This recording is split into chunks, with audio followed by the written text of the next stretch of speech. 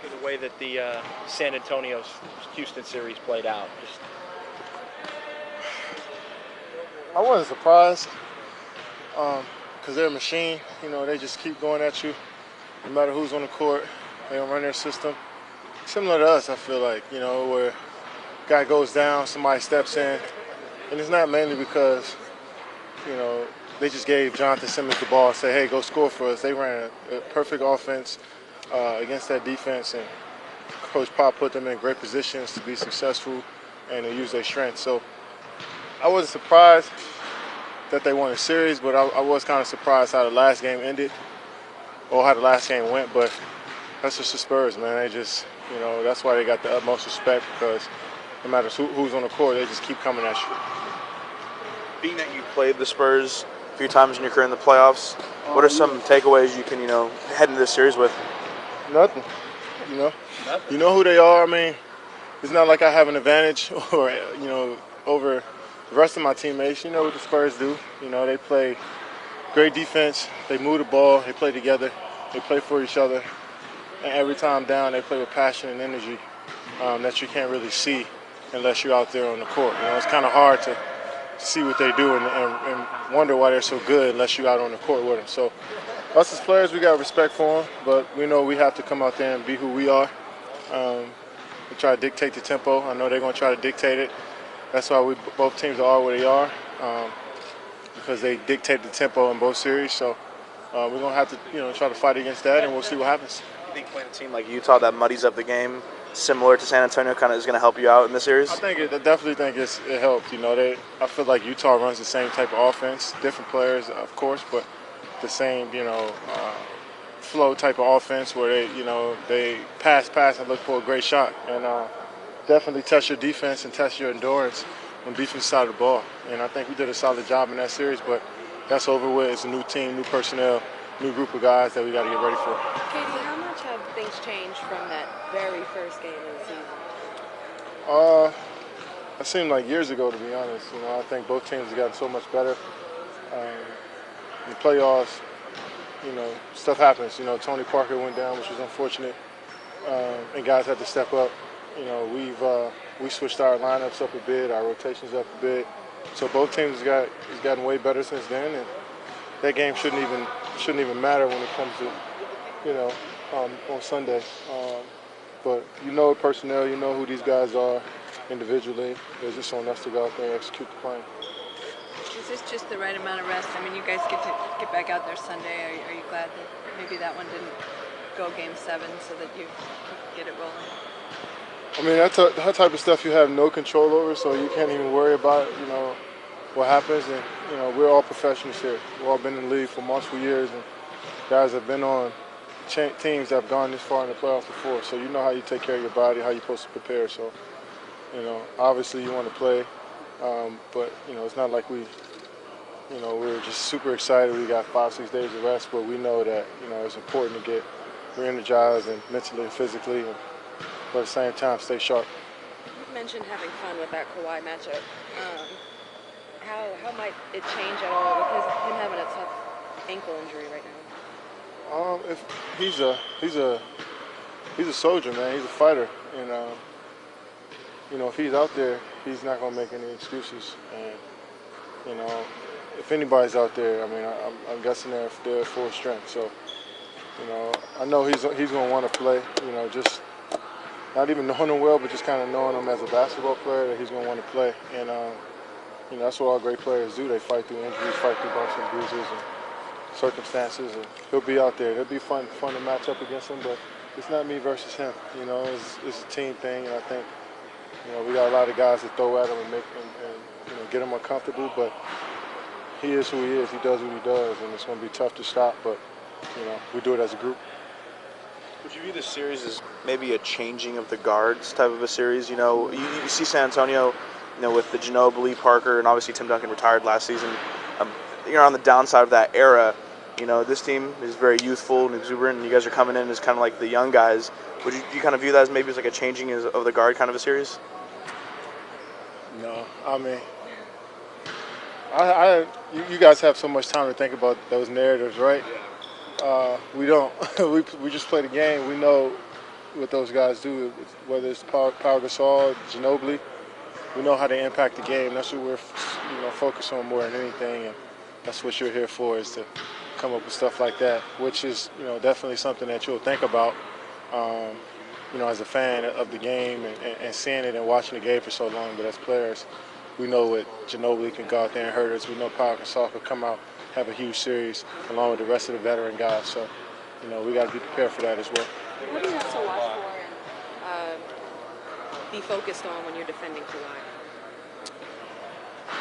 Well, just trying to make his catches tough, make his shots tough, and can't get discouraged. A player that gets the ball, who has the ball a lot, and gets control of the offense, that creates for so many other people, he creates for himself. His confidence is sky high right now, and get more opportunities. He's gonna make tough shots. He's gonna hit you with a good move, or you're gonna get screened and he's gonna make a shot over two guys. That's just how it is.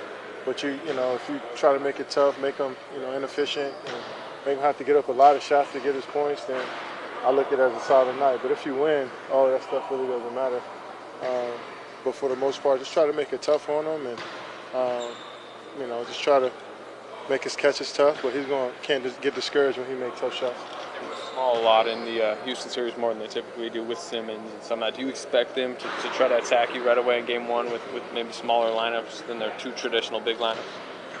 They won last night by 30 against a small team with the big lineup, I think. They had Gasol and LA out there wreaking havoc in the paint. So they could play either way. Who knows, man? We even played small. We even played big. We've played against switching everything. We played against traditional defenses. So we got small players that can adjust. We'll see what happens.